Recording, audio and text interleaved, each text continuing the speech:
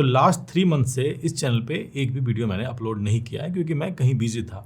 और इस 3 महीने में मैंने जो सीखा है, मैंने जो जाना है, मैंने जो डिस्कवर किया है, वो सारी की सारी चीज़ें मैं इस वीडियो में शेयर करने वाला हूँ। जो भी मैं इस वीडियो में प्रेडिक्ट करूँगा, ये मेरा पर्सनल प्रेडिक्शन होगा कि क्या क्या होने वाला है। और आज तक मैंने डिज़ाइन के बारे में जो भी प्रेडिक्शन किया है वो 100% सही हुआ है। 1 या 2 सही नहीं हुआ है, बाकी सारी की सारी चीज़ें सही हुई है।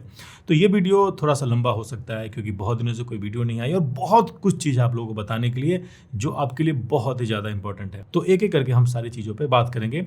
सबसे पहले मैं आपको एक छोटी सी स्टोरी सुनाना चाहता हूँ जो कि अभी जस्ट मैंने अपने लाइफ में देखा है, जाना है। वो ये एक रियल स्टोरी है और मुझे लगता है इस स्टोरी के बारे में आपको पता होना बहुत ज़्यादा ज़रूरी है। इस स्टोरी के बाद हम एक एक टॉपिक पर जाएंगे, AI का फ्यूचर, डिज़ाइन का फ्यूचर, बाकी सारी चीज़ों पर हम इस स्टोरी के बाद में जाएंगे। तो मेरा एक दोस्त है जो बिहार से बिलोंग करता है और वो भी ग्राफिक डिज़ाइन इंडस्ट्री में ही है बहुत दिन से, ठीक है। जब लास्ट टाइम वो 2-3 साल पहले मेरे से मिला था तो डिज़ाइनिंग फील्ड में स्ट्रगल कर रहा था और मेरे से उसने टिप्स लिया कि किस तरीके से मुझे डिज़ाइनिंग में आगे बढ़ना चाहिए। उसको क्रिएटिव हेड तक जाना था लेकिन उसको पता नहीं था कैसे जाए, ठीक है। अब कुछ दिन पहले मेरी उनसे फिर से मुलाकात हुई और मैंने उससे पूछा कि भाई क्या क्या चल रहा है, तुम मतलब अभी तुम किस पोस्ट पे हो, अभी भी डिज़ाइनर ही हो, क्रिएटिव हेड पर चले गए? तो उसने बोला मैं क्रिएटिव हेड पर चला गया लेकिन मैं खुश नहीं हूँ। मैंने बोला भाई क्या हो गया, अब तुमको क्रिएटिव हेड ही बनना था और अब तो क्रिएटिव हेड तक तुम आ चुके हो, तो अब क्यों क्यों तुम खुश नहीं हो? तो उसने जो बताया वो सब आपको पता होना चाहिए और ये कितना डीप था, ठीक है। बेसिकली वो जिस गांव से बिलोंग करता था वो गांव में बहुत अच्छे घर से बिलोंग करता था, ठीक है, मतलब ऐसे नॉर्मल नहीं, अच्छा घर से था। उसको गांव से निकल के अपना फैमिली बिजनेस को नहीं संभालना था, गांव से निकल के कुछ अपने लिए करना था, इसलिए उसको ग्राफिक डिज़ाइनिंग बहुत अच्छा लगा, ठीक है। जब इसने यहाँ पे किसी कंपनी में जॉब ज्वाइन किया तो वो एक सोशल मीडिया एजेंसी थी जहाँ पे as a graphic designer job कर रहा था। लेकिन उसका एम था किसी एक ब्रांड में जाने का जो कि जहाँ पे वो क्रिएटिव हेड बन सके, ताकि वो ब्रांड को लीड कर सके, एक ही ब्रांड पे काम कर सके और उसको लीड कर सके। तो जिस कंपनी में वो गया है वो बेसिकली मखाना की कंपनी, मखाना जो फॉक्सनेट होता है उसकी कंपनी है। तो मैंने बोला भाई क्या दिक्कत है, अच्छी कंपनी है, मैंने उसके ब्रांड के बारे में पेज भी देखा, बहुत बढ़िया, सब कुछ अच्छा है। मैंने बोला क्या दिक्कत है तुमको, तुम मतलब सही तो है, सैलरी भी सही है, क्रिएटिव हेड बन गए, अपने आइडिया पे काम भी कर रहे हो। तो उसने बोला दिक्कत ये नहीं है, दिक्कत ये है कि ये प्रोडक्ट, ये कंपनी जहाँ से प्रोडक्ट सोर्स करती है वो मेरे ही गांव से और मेरे ही पापा की कंपनी में के 2-3 जो विंग्स है वहीं से ये लोग सोर्स कर रहे हैं। उसने बताया कि इनडायरेक्टली मैं अपने ही प्रोडक्ट को किसी और के नाम पे बेच रहा हूँ, वो भी 1.5-2 लाख रुपए सैलरी के चक्कर में।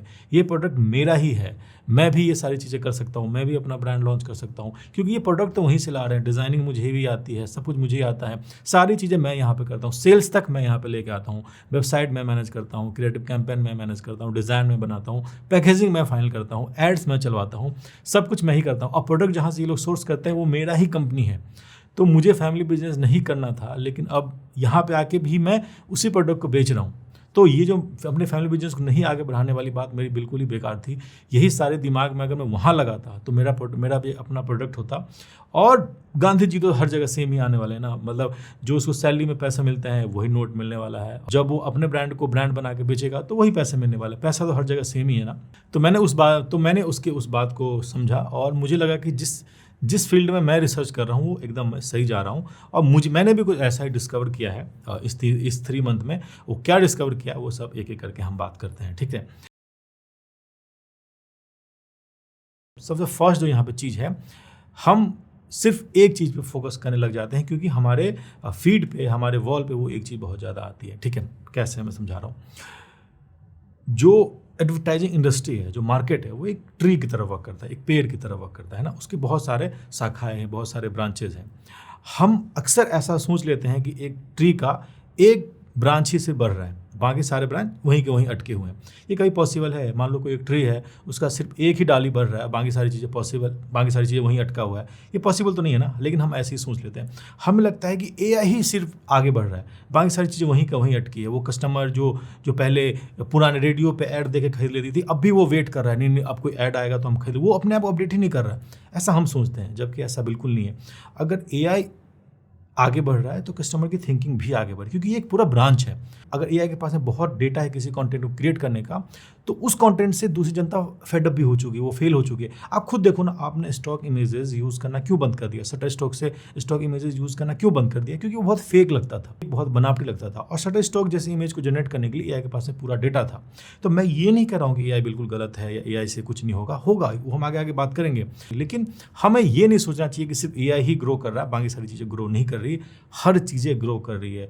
नए लोग मार्केटिंग में आ रहे हैं, नए ब्रांड लॉन्च हो रहे हैं, नए तरीके की ब्रांडिंग हो रही है, नई तरीके की एड्स बन रहे हैं, नए तरीके के डिज़ाइन बन रहे हैं, नए तरीके के कस्टमर के माइंड में चेंज आ रहा है। हर चीज़ हो रहा है, क्योंकि एक ट्री है, हर ब्रांच उसके बढ़ेंगे, बराबर तरीके से बढ़ेंगे। हो सकता है कोई फास्ट बढ़े, और जब ये फास्ट बढ़े तो वो चीज़ों को वहाँ पर रिकवर कर ले। लेकिन ये सोचना कि नहीं सिर्फ एआई ही आगे बढ़ रहा है, बाकी चीज़ें वहीं का वहीं अटकी है, आज भी लोग वो पुराने कैनवा वाले ऐड देख के आपके ब्रांड पर ट्रस्ट कर लेंगे, तो ऐसा बिल्कुल ही नहीं है, ऐसा बिल्कुल हो ही नहीं सकता, क्योंकि कस्टमर की साइकोलॉजी भी बदल रही है, सब चीज़ें भी बदल रही है। तो पहला यहाँ पे पॉइंट ये था कि हमें सोचना चाहिए कि अगर कोई चीज़ें आगे बढ़ रही है, कोई चीज़ें मार्केट में बहुत पहले से थी, अब वो ऑटोमेटिक क्रिएट हो रही है, तो इसका मतलब ये है कि उस चीज़ों को बहुत सारे लोगों ने देखा है, और हो सकता है कि आगे उस चीज़ को अब देखना वो लोग पसंद भी ना करें। तो ये चीज़ें हमें सबसे पहले ध्यान में रखना है कि हमें पूरा एडवर्टाइजिंग, ब्रांडिंग या मार्केटिंग इंडस्ट्री को एक ट्री की तरह देखना है। अगर एक ब्रांच आगे बढ़ रहा है तो बाकी सारी चीज़ें भी आगे बढ़ रही होगी। ये रिसर्च करने वाला पार्ट है, आपको इसके ऊपर रिसर्च करना है, ठीक है। अब बारी आती है कि एआई है ना, एआई जब मार्केट में आया है तो क्या चीज़ें चेंज हो जाएगी। मेरा जो प्रेडिक्शन यहाँ है बोलता है कि एआई मार्केट को दो पार्ट में डिवाइड कर देगी, ठीक है। एक 100% सीजीआई वीएफएक्स वाले ऐड, और एक 100% ऑर्गेनिक बिना किसी सीजीआई के अब सीधा ग्राउंड से उठाया हुआ ऐड, ठीक है। ये दो पार्ट, बीच में यहाँ पे कुछ नहीं रहेगा। ये चीज़ें जैसे बीच में यहाँ पे रहेगा, अच्छा ये ऐड तुमने एआई से बनाया क्या, वो ट्रस्ट वहीं पे ब्रेक हो जाएगा। या तो 100% एआई रहेगा या 100% ऑर्गेनिक रहेगा, बीच में यहाँ कुछ भी नहीं है। बीच में आप ये सोचोगे कि और मतलब नॉर्मल चीज़ों में हम एआई से प्रोडक्ट फोटोशूट कर ले, चीज़ें कर ले, तो वो नहीं वर्क करने वाला आगे। अभी फिलहाल उसका रीच बहुत ही डाउन हो जाएगा, क्योंकि कस्टमर वो चीज़ देख देख के थक चुका, उसको पता है यार ये एआई से बनाया है। जैसे पता चलेगा कि ये एआई से बनाया है और उसको रियलिस्टिक वे में प्रेजेंट करने की कोशिश कर रहे हो, तो आपका ट्रस्ट वहीं पे ब्रेक होगा। सिंपल सी बात है। या तो आप उसको 100% एआई रखो कि हाँ ये 100% एआई से ही बनाया हुआ है, या तो आप उसको 100% ऑर्गेनिक रखो कि इसमें एआई 1% भी यूज़ नहीं हुआ होगा। और ये मेरा प्रेडिक्शन नहीं है, आप खुद यहाँ पे देख सकते हो कि कोई ऐड जब आप बहुत अच्छे से बनाते हो, कोई आपसे पूछता है अरे यार एआई से बनाया क्या आप ऑफेंड हो जाते हैं, बोला नहीं हमने इसको खुद से बनाया, रियल बनाया है। और बहुत सारे ऐसे ब्रांड हैं जो एआई को डायरेक्ट अपने चीज़ों में नहीं यूज़ करना चाहती, वो ब्रांडिंग में नहीं यूज़ करना चाहती, और नहीं बताना चाहती है कि भाई मैंने एआई इसमें यूज़ किया, क्योंकि उसे सारा ट्रस्ट ब्रेक होता है। सारा हम किसी से कोई प्रोडक्ट क्यों खरीदते हैं, क्योंकि हमें लगता है कि ये ब्रांड उस चीज़ को बनाने में एफर्ट क्रिएट कर रहा है। कल को जब हमें पता चल जाएगा कि नहीं ये ब्रांड तो कोई एफर्ट ही नहीं क्रिएट कर रहा है, तो बस एआई चीज़ें बना रहा है, हमारा ट्रस्ट खुद ब्रेक होगा। लेकिन अगर उसी एआई को यूज़ करके अगर कोई आउट ऑफ द बॉक्स बनाता है जो हमने आज तक कभी देखा ही नहीं है, तो हम उसको देखेंगे। ऑफ कोर्स पहले भी हम यही करते थे, पहले भी मार्केट दो पार्ट में डिवाइड थी। एक बहुत ही नॉर्मल ऐड होते थे और एक बहुत ही out of the box ad होते थे, जो कि लग्जरी ब्रांड थे, जैसे पराडा था, गुची था। इस सब के ऐड बहुत ही आपको समझ नहीं आएंगे ये किस टाइप का ऐड है, ये क्या था, समझ ही नहीं आएगा कि ये क्या था, लेकिन वो ऐड था, वो चीज़ें थी। पहले भी जो एडवर्टाइजिंग इंडस्ट्री दो पार्ट में डिवाइड थी, और अब वो जो लाइन है वो और भी मोटी हो गई है और भी गहरी लाइन हो गई है, क्योंकि या तो आप 100% एआई रहोगे या आप 100% ऑर्गेनिक रहोगे। बीच में यहाँ पे कुछ भी नहीं है। अगर आपको ऐसा लगता है कि नहीं एआई को यूज़ करके हम फोटोशूट करके प्रोडक्ट को अच्छी जगह पर रख लेंगे, कोई फ़र्क नहीं पड़ने वाला। जनता इतनी बेवकूफ़ नहीं आज के डेट में कि आप एक नॉर्मल से प्रोडक्ट को एक बढ़िया सा इन्वायरमेंट में फोटोशूट करके अगर आप उसको दिखा दोगे तो बोलोगे नहीं अरे यार ये मैं तो इसी का वेट कर रहा था, मुझे तो ये खरीदना ही है। अब वो चीज़ें नहीं है। या तो उस प्रोडक्ट के साथ कुछ ऐसा करो जो कि आज तक कभी किसी ने नहीं किया, या तो उस प्रोडक्ट को 100% ऑर्गेनिक रखो, जो रियल है वो रखो, उसमें कोई बनावटी नहीं, कोई कुछ नहीं। दूसरा जो मेरा प्रेडिक्शन है वो ये है कि दुनिया दो पार्ट में डिवाइड हो गई है, एक 100% एआई और एक 100% ऑर्गेनिक। दोनों मार्केट बहुत अच्छे तरीके से ग्रो करने वाला है, और इंडिया जैसे कंट्री में मुझे लगता है ऑर्गेनिक 80% मार्केट को रूल करेगा, 20% सिर्फ एआई मार्केट को रूल करेगा, क्योंकि इंडिया ट्रस्ट से चलता है, इमोशन से चलता है। वो चीज़ आप कभी एआई से क्रिएट नहीं कर सकते। जैसे ही 80% जनता जो कि हर किसी ब्रांड का कस्टमर है, जो कि बहुत ही लोअर मिडिल क्लास में आते हैं, जैसे उसको पता चलेगा ये चीज़ एआई से बनाया हुआ है, उसका ट्रस्ट यहीं पे ब्रेक हो जाएगा। उसको नहीं पता एआई क्या होता है, चीज़ें क्या होती है, लेकिन उसका ट्रस्ट यहाँ ब्रेक होगा। लेकिन हाँ, जो ब्रांड अच्छे लेवल पर लग्जरी और अच्छे लेवल पर वर्क करती है, या जिसके कस्टमर थोड़े एजुकेटेड है, जिसे कस्टमर को पता है वहाँ पे AI 100% वर्क करेगा, और ऐसे वर्क नहीं करेगा कि आपने कोई ज्वेलरी फोटोशूट कर लिया और उसका जो मॉडल है वो आपने AI यूज़ कर लिया। ऐसे वो चीज़ वर्क नहीं करेगा। वह क्या करेगा कि आप उस ज्वेलरी के साथ में कितना आउट ऑफ द बॉक्स जा सकते हो, क्या कर सकते हो, किस लेवल तक जा सकते हो AI में, ये चीज़ वर्क करेगा। हो सकता है कुछ मंथ तक आपको बीच में दिखाई देगी, हाँ, एक ज्वेलरी का फोटोशूट करके एक AI मॉडल पे यूज़ करके वो चीज़ें दिखाई दे, लेकिन ये आने वाले टाइम में नहीं चलने वाला। जब तक आप 100% या तो आप 100% ऑर्गेनिक रहो या तो आप 100% AI रहो, बीच में यहाँ पे कोई रास्ता नहीं होने वाला। ये मेरा पर्सनल प्रेडिक्शन है, हो सकता है गलत भी हो सकता है सही भी हो, लेकिन जो भी मैंने आज तक बोला वो 100% सही हुआ है। थर्ड जो मेरा प्रेडिक्शन है वो ये है कि AI को नहीं यूज़ करना भी एक नया कूल बन जाएगा। मतलब AI को आप आने वाले टाइम में 2 या 3 साल के बाद में ब्रांड फ्लेक्स करेगी कि देखो हम AI यूज़ नहीं करते हैं। AI को नहीं यूज़ करना ही एक कूल बन जाएगा। जैसा कि मैंने बोला कि 2 वर्ड में ब्रांड बटेंगे। एक जो AI की तरफ, वो तो 100% बोलेगी कि मैं AI यूज़ करता हूँ। सेकंड जो AI जो ऑर्गेनिक है, जो कि ज़्यादा, जिसकी रेंज ज़्यादा होने वाला है इंडिया में, क्योंकि यहाँ पे सब कुछ क्लटर्ड है, ना कोई फूड लॉ है, ना कोई प्रोडक्ट लॉ है, क्या किधर आ रहा है कोई कुछ फ़र्क ही नहीं पड़ रहा। तो वहाँ पे जो होगा ना, वहाँ पे वो ब्रांड फ्लेक्स करेगी कि नहीं मैं AI यूज़ नहीं करता हूँ। जैसे कि मान लो कि जोमेटो या स्विगी पे आप बटर पनीर ऑर्डर करते हो, ठीक। अभी क्या है कि बटर पनीर की अच्छी सी फोटोज़ होती है, नीचे रेस्टोरेंट का नाम लिखा होता है, और वहाँ पे क्या होता है, कुछ रिव्यूज़ होते हैं, उसको देख कर आप ऑर्डर कर लेते हो। आगे ये नहीं चलने वाला। आपको पता है, आपको बिल्कुल ही नहीं पता है कि वो जो रेस्टोरेंट जो बोल रहा है मैं बटर पनीर बना रहा हूँ, उसका क्या वो रियल, क्या वो अच्छी चीज़ें यूज़ कर रहा है, क्या वो ऑर्गेनिक है, क्या वो सही है या फिर केमिकल वाला है, वो आपको नहीं पता। आप जोमेटो के नाम से उसको खरीदते हो, लेकिन ये कब तक हम सब के दिमाग में ऐसे ऐप को लेके चीज़ें स्टार्ट हो गई है कि नहीं यार ये तो बोलती तो है ऑर्गेनिक, लेकिन हो या ना हो पता नहीं। और ये चीज़ें और भी ज़्यादा बढ़ेगी आने वाले टाइम में, क्योंकि आपको पता ही नहीं कौन सा AI है और कौन सा रियल है। तो यहाँ पे काम करेगा। अब जो जोमेटो जैसे वेबसाइट है या जोमेटो जैसे चीज़ है, वो ऑर्गेनिक चीज़ों को ज़्यादा प्रमोट करना स्टार्ट करेगी। वो ये नहीं दिखाएगी कि एक क्रिएटिव, एक मीम्स मार्केटिंग के से हट के अब वो लोग पता है कहाँ जाएंगे, अब लोग जाएंगे ग्राउंड में उतरेंगे। अगर कोई मटर पनीर बन रहा है तो वो जो जहाँ से बन रहा है मटर पनीर, जो उसका रेस्टोरेंट है, उस रेस्टोरेंट का वीडियोस, उस रेस्टोरेंट का ऑर्गेनिक, उस रेस्टोरेंट का वीडियो नहीं, वो रेस्टोरेंट का जो सोर्स क्या है, कहाँ से वो पनीर आते हैं, कहाँ से वो सब्जी उगाते हैं, क्या उसका सब्जी ऑर्गेनिक है या नहीं है, वो सब दिखाना स्टार्ट करेगी, ताकि आपको ट्रस्ट जनरेट हो कि हाँ अगर जोमेटो या स्विगी बोल रही है कि ऑर्गेनिक है तो ये 100% ऑर्गेनिक ही है। और इंडिया जैसे कंट्री में यही होने वाला है, क्योंकि यहाँ पे 80% जो पब्लिक है ना, वो उसका ट्रस्ट जीतना बहुत ही मुश्किल है। जब तक आप ओरिजिनल, जब तक आप रियल नहीं रहोगे, आप ट्रस्ट नहीं जीत सकते। तो हम AI नहीं यूज़ करते हैं, ये भी आने वाले टाइम में एक कूल होने वाला है। आप जस्ट देखना, मतलब मैं ये नहीं बोल रहा हूँ कि हर कंपनी बंद कर देगी। 2 पार्ट में डिवाइड होगा, एक तरफ 20% रहेगा और एक तरफ 80% रहेगा। जो 80% है वो फ्लेक्स करके बोलेगा कि नहीं हम AI नहीं यूज़ करते हैं, और आपके आसपास में ये चीज़ें दिखनी स्टार्ट हो चुकी है, ठीक है। अगर आप ध्यान से थोड़ा दिमाग लगाओ तो ये दिखना स्टार्ट भी हो चुका है।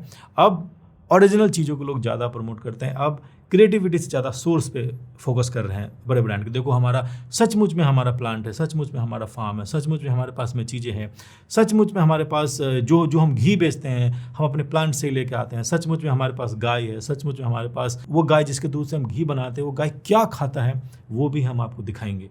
आपने सब ये चीज़ देखा होगा। अब जिस बंदे के पास में ग्राउंड पे सब कुछ है, गाय है, फार्म है, घी है, वो तो ये नहीं बोलेगा कि नहीं AI से चलो हम गाय जनरेट कर लेते हैं, AI से चलो हम फार्म जनरेट कर लेते हैं, वर्कर जनरेट कर लेते हैं। ऐसा तो बिल्कुल नहीं करेगा वो, क्योंकि उसके पास सब कुछ में रियल है। AI नहीं यूज़ करना ही नया कूल होने वाला है। मुझे लगता है ये बहुत जल्द आने वाला है, अगले 1 या 2 साल के अंदर, 5 साल के अंदर ये सारी चीज़ें आने वाली, ठीक। अब जो नेक्स्ट मेरा जो प्रेडिक्शन है वो ये है कि आप बहुत ज़्यादा माइक्रो ब्रांड्स मार्केट में देखोगे, और ये दिखना शुरू भी हो चुका है। फॉर एग्जांपल, अब जस्ट आप खुद से पूछो कि आपने रिसेंट जो प्रोडक्ट बाई किए हैं, क्या वो किसी बड़े ब्रांड का था या फिर वो किसी छोटे ब्रांड का था जिसका नाम ही आपने पहली बार सुना, आपको उस ब्रांड की वाइब बहुत अच्छी लगी, उसकी मार्केटिंग बहुत अच्छी लगी और आपने वो चीज़ बाई कर लिया। वो टी शर्ट भी हो सकता है, वो कॉस्मेटिक भी हो सकता है, या वो किसी भी टाइप की चीज़ होती है, वो फूड भी हो सकता है, कुछ भी हो सकता है। तो इसमें से 100 में से 80% लोगों ने नए ब्रांड से चीज़ें बाई की है, और वो ब्रांड कोई बहुत बड़ी कंपनी नहीं है जिसमें मल्टी फ्लोर की उसके पास बिल्डिंग नहीं है। हो सकता है 2 या 3 लोग उसको ड्राइव कर रहे हो। और माइक्रो ब्रांड का फीचर अब इंडिया में बहुत अच्छे तरीके से आने वाला है, क्योंकि जस्ट उसका नेक्स्ट वाला पॉइंट इससे बिल्कुल ही कनेक्टेड है। क्योंकि इंडिया में 2 टाइप के वेव चला था। एक था स्टार्टअप वाला वेव, अपने पैसे से पैसा नहीं लगाना, फंडिंग लो, जो आप इन्वेस्टर के पैसे लो और उसको जलाओ और बोलो कि भाई हम इसमें ये नया स्टार्टअप है, वो चीज़ें खत्म हो चुकी। क्योंकि अब जो जेनजी ऑडियंस है उसको पैसे से मतलब नहीं है, उसको अपनी लाइफ ठीक करने से मतलब है। और जितने भी जेनजी लोग हैं वो सब अपने ब्रांड, उसको जॉब ही नहीं करना जेनजी को, उसको अपना ब्रांड लॉन्च करना है। मैंने बहुत लोगों से मिलता हूँ, मैं सबसे पूछता हूँ, देखता हूँ, समझता हूँ, और इन 3 महीनों मैंने बहुत लोगों से मिला हूँ और सब कोई कुछ ना कुछ कर रहे हैं। उसको एक ब्रांड लॉन्च करके 100 करोड़ की कंपनी नहीं बनानी, उसको जस्ट मंथली 3-4 लाख रुपए कमाने हैं। और इसीलिए वो छोटे छोटे ब्रांड लॉन्च कर रहे हैं, ताकि इस मंथ अगर वो 1 लाख कमा रहे हैं तो अगले मंथ 1,05,000 कमाए, 20,000 कमाए, 30,000 कमाए। टाइम टू टाइम चीज़ें इंक्रीज होती रहे, बढ़ते रहे। और यही फ्यूचर है, माइक्रो ब्रांडिंग का ही फ्यूचर है। चाहे वो बिस्किट का ब्रांड हो, चाहे वो साबुन का ब्रांड हो, चाहे वो टी शर्ट का ब्रांड हो, चाहे वो जींस का ब्रांड हो, बड़े ब्रांड की वाट लगने वाली है 100% हर जगह पूरी दुनिया में। जो छोटे हैं, मान लो कि आप हो, आपको फैशन डिज़ाइनिंग बहुत अच्छी तरीके से आती है और आपने अपना ब्रांड लॉन्च किया और आपको ग्राफिक डिज़ाइन भी आती है, वो ब्रांड चलने का चांस 100% है। क्योंकि लोग आपको देख के वो चीज़ें करेंगे, आपको देख के वो चीज़ें लेंगे। उसको पता है अगर चीज़ें गड़बड़ होती है तो सामने एक बंदा, रिस्पॉन्सिबल बंदा बैठा हुआ है जिसको हम कंप्लेन कर सकते हैं। लेकिन लिवाइस से आप कोई चीज़ लोगे तो वो नहीं होगा 100%। पहली चीज़ तो ये है। दूसरी चीज़ ये है कि मैन्युफैक्चर जो मैन्युफैक्चरर है इन लोगों का, सब एक्सपोज हो चुके हैं। सबको पता है कि जहाँ से लिवाइस इंडिया में जींस बनाती है, वहाँ से दूसरे ब्रांड भी इंडिया में जींस बनाती है। मटेरियल सेम ही है, बस ब्रांडिंग का ही तो फ़र्क है। लेकिन AI के आने के बाद ब्रांडिंग तो बिल्कुल कुछ नहीं रहा ना। जो लिवाइस ऐड बनाती थी वो आपको एक प्रॉम्प्ट में बना सकते हो, है ना। तो ब्रांडिंग इंप्रेस करने वाली बात ही तो खत्म हो गई। ब्रांडिंग यहाँ पे चीज़ें एंटी ब्रांडिंग में शिफ्ट हो रहा है। अब ब्रांडिंग वाली दुनिया एंटी ब्रांडिंग पे शिफ्ट हो रही है, क्योंकि उसको नहीं चाहिए इतना ज़्यादा ब्रांड, उसको ऑर्गेनिक चाहिए। उसको चाहिए भाई तुम बता, तू जो जींस बना रहा है कहाँ से लेके आ रहा है, उसके पीछे क्या वो जो मटेरियल यूज़ हो रहा है, क्या वो इको फ्रेंडली है, क्या हम इसको दोबारा से उसको सस्टेनेबल मटेरियल है या नहीं है, क्या कहीं हम एक पैंट खरीद के, एक जींस खरीद के गिल्ट में तो नहीं जा रहे हैं। जेनजी का यही सोच है, कहीं ये जींस जो हम जींस खरीद रहे हैं वो जो हम यूज़ नहीं करेंगे तो कहीं ये पॉल्यूशन तो नहीं फैलाएगा, कहीं इसका क्या करोगे। ये लोग सब जानना चाहते हैं इसका क्या करोगे। इसलिए आईफोन ने बहुत सारी चीज़ें अपने इसमें से हटा दिया। तो जेनजी जो ऑडियंस है वो पता है उसको, इसीलिए वो बड़े ब्रांड से नहीं खरीदेगी आने वाले टाइम में। आप खुद अपने आप को देखो, आपने लास्ट प्रोडक्ट कहाँ से खरीदा है। तो मुझे पर्सनली लगता है कि स्मॉल माइक्रो ब्रांडिंग का फ्यूचर इंडिया में बहुत ज़्यादा होने वाला है। अगर माइक्रो ब्रांडिंग का फ्यूचर इंडिया में है तो graphic designer, marketing, video editor या ब्रांडिंग एक्सपर्ट का टाइम आ गया है। मेरे ख्याल से टाइम आ गया है, क्योंकि यही मेन है। अगर आप ब्रांड तो बना लोगे, लेकिन लोगों तो कैसे पहुंचना है ये ग्राफिक डिजाइनर ही कर सकता है। क्योंकि बहुत सारे ब्रांड यहाँ पे लॉन्च होने वाले हैं। आप थोड़ा आंखें खोलो, ये नहीं कि नहीं बस यही चल रहा है, ये नहीं चल रहा। आंखें बंद करने से घर में लगी हुई आग नहीं बंद हो जाती। तो आंखें खोलो, देखो दुनिया में क्या क्या चल रहा है, छोटे ब्रांड कहाँ से आ रहे हैं, कौन है उसके पीछे। जैसा कि मैंने आपको बताया, उसको 100 करोड़ 500 करोड़ कंपनी नहीं बनानी, जस्ट उसको मंथली 3-4 लाख रुपए कमाने हैं और अपने आइडियाज़ को प्रोडक्ट में कन्वर्ट करना है। ठीक है, तो ये मेरा प्रेडिक्शन है, जिस मुझे लगता है कि माइक्रो ब्रांड, छोटे छोटे ब्रांड्स इंडिया में बहुत ही ज़्यादा आने वाला है। ठीक है, नेक्स्ट जो मेरा यहाँ प्रेडिक्शन है वो बहुत इंटरेस्टिंग है। जैसा कि मैंने बताया, पिछले वाले पॉइंट से कनेक्टेड है। अब ग्राफिक डिज़ाइनर या वीडियो एडिटर या ब्रांडिंग एक्सपर्ट, है ना, या मार्केटिंग एक्सपर्ट, वो अपना ब्रांड बहुत ज़्यादा लॉन्च करेंगे। क्योंकि एक बेवकूफ़ी होगा जो कंपनी में डिज़ाइन बना के बिना कुछ जाने हुए घर आ जाता होगा और घर आके टीवी देखता है, वो बेवकूफ़ी होगा।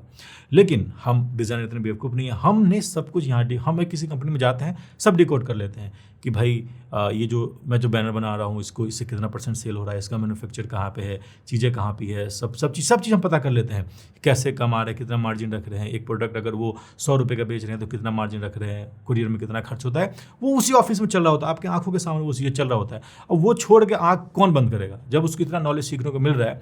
मान लो कि आप किसी कंपनी में लग गया और वो कंपनी कुछ बेचती है, मान लो कॉस्मेटिक ही बेचती है फॉर एग्जाम्पल, तो एक सेकंड में आपको, एक दिन में आपको पता चल जाएगा कि इसका मैन्युफैक्चर कौन है, कहाँ से बनवा के लाते हैं, इसका पैकेजिंग कहाँ से होता है, इसका ब्रांडिंग कहाँ से होता है, कितना मार्जिन रखते हैं, कि कौन कौन से सर्टिफिकेट चाहिए होता है, कैसे ब्रांड रजिस्टर होता है, आपको एक दिन में पता चल सकता है। और ये सब अब डिजाइनर जानने लग गए, क्योंकि जैसा कि मैंने आपको बताया, अब वो समझ चुके हैं कि सैलरी से मिलने वाला गांधी जी एक ही है और प्रोडक्ट बेच के जो पैसा आएगा वो भी गांधी जी सेम है। गांधी जी में फ़र्क नहीं होने वाला, वो पीले नीले कलर का नहीं होने वाला हो, या उसमें गांधी जी गुस्से में नहीं है और इसे मुस्कुराते हुए नहीं है, दोनों सेम ही है। ये पता चल चुका है डिजाइनर को और उसको कॉन्फिडेंट भी मिला है, क्योंकि अब मैन्युफैक्चर जो है, जो मैन्युफैक्चरर है वो एक्सपोज हो चुके हैं, वो खुद सामने आना चाहते हैं कि भाई आपको बताओ ना वो क्या करना है। और डिजाइनरों को पता चल गया है कि भाई ये सब चीज़ें सीखना बहुत ज़्यादा ईजी है।